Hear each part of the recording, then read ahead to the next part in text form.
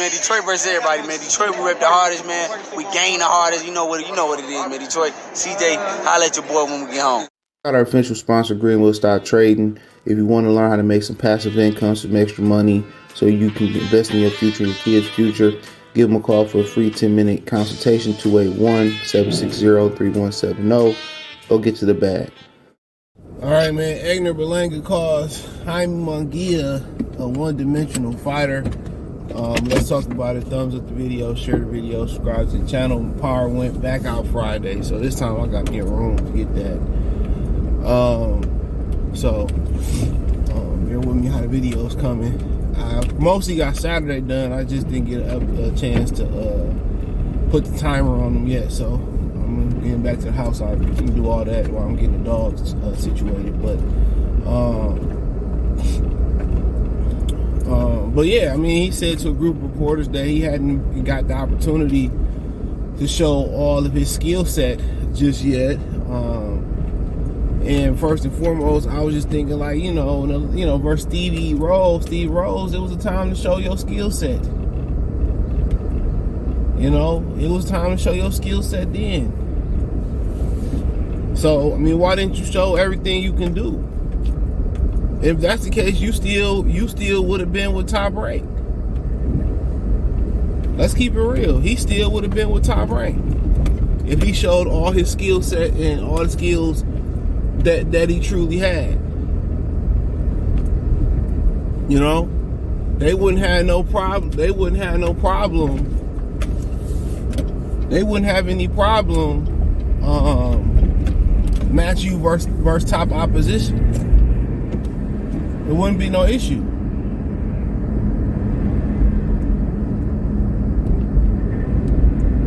It wouldn't be no issue match you against top opposition. So, I mean, at the end of the day, why haven't you shown it?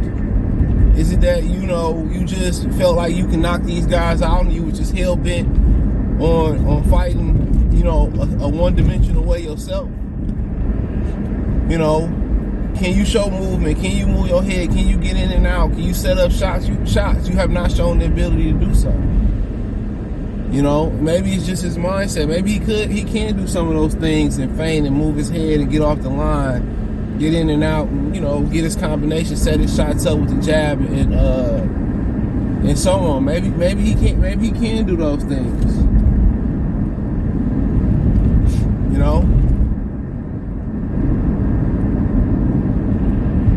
Maybe he can do those things.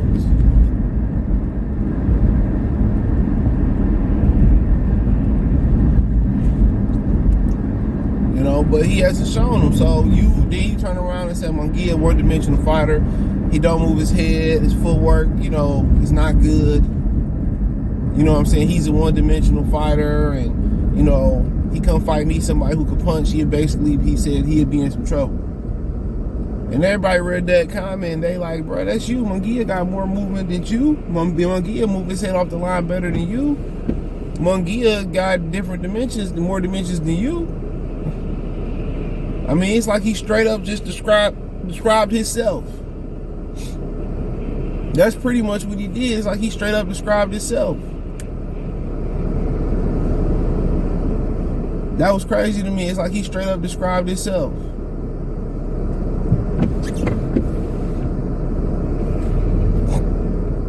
And while I'm breaking down Jaime Munguía, and I ain't saying Munguía the best fighter in the world, but Munguía a lot better than Berlanga. And if Munguía was to jump up to 68 and fight Berlanga, I would 100% back Munguía. He might even stop Berlanga. I would pick him to stop Berlanga, to be honest. I would pick him to stop Berlanga. Now Berlanga can show something different and show that he can box and move and all those type of things, then yeah.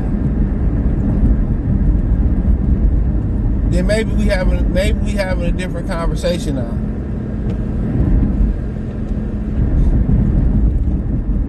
But until he showed that he can, some of that amateur pedigree, and he can show he can stick and move his head off the line and all that type of stuff, then no. Then no, I don't believe it. But it's funny how it's funny how he break it down Munguía, and it sounds like he break it down himself. And to me, he really believe what he's saying. He really do. Because if he didn't, he would have just let Top Rank take him back a few steps and continue to build. He really think he ready now. You know, he really think he the shit right now. You know, he really think he top shotter right now. He really think he that nigga right now. But you gotta understand, based off what you showing, you ain't that guy. And this ain't no diss to him. It's just speaking facts. Munguia's been a world champion. Should have been a world champion again and been fought Jenna B. I mean, you somebody that had world champion aspirations, and most people don't feel comfortable about you getting a world championship. Most people don't feel comfortable about it. No more. I mean, and then also the way he takes shots, it's like, man, when he get hit, man, it seems like he got hit by a Mack truck the way his head be snapping back and shit. Now, that ain't always an indicator that you can't take a punch. It's just that you ain't got no poker face. So that don't mean you can't take a punch. I mean, you ain't got no poker face.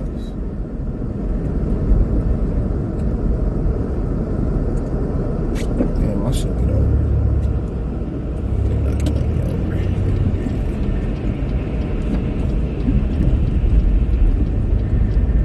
You know, so, but it's funny he's sitting here describing Munguía, and then it sounds like he's describing himself.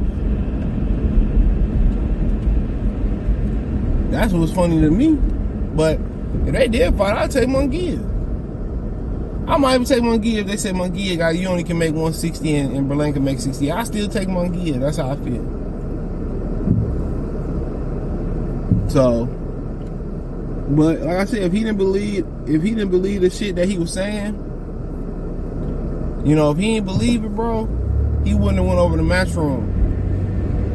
And there's no indication that he really fighting Danny Jacobs. They said he will be fighting June 15th. I assume that's Puerto Rican Day Parade weekend.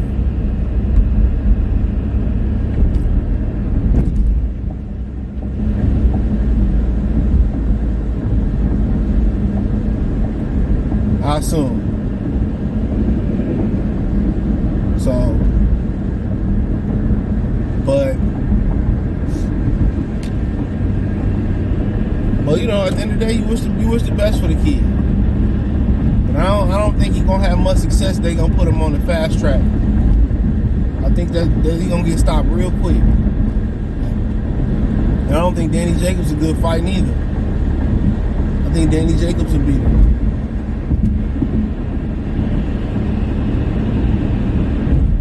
And Danny Jacobs supposedly washed up and lost to John Ryder. I think John Ryder again. Cause you look, he tried to knock everybody out, even though that knockout streak was a facade, bro.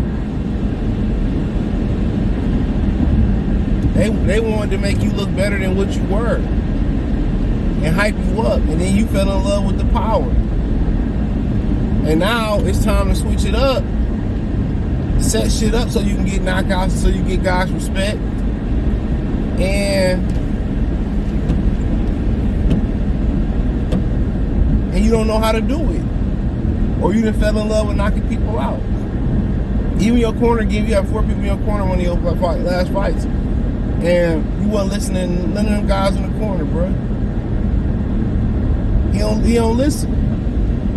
The only thing he care about is knockouts, and you don't have that type of mythical power, bro.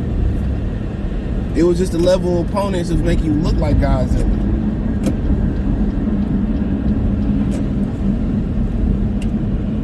You know? That's all it was.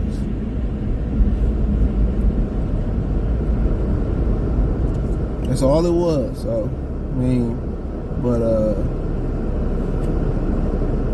I find that funny.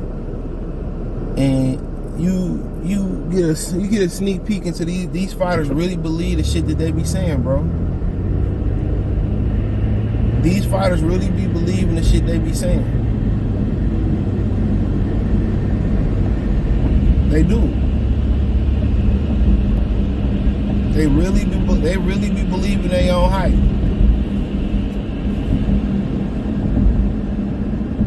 You know?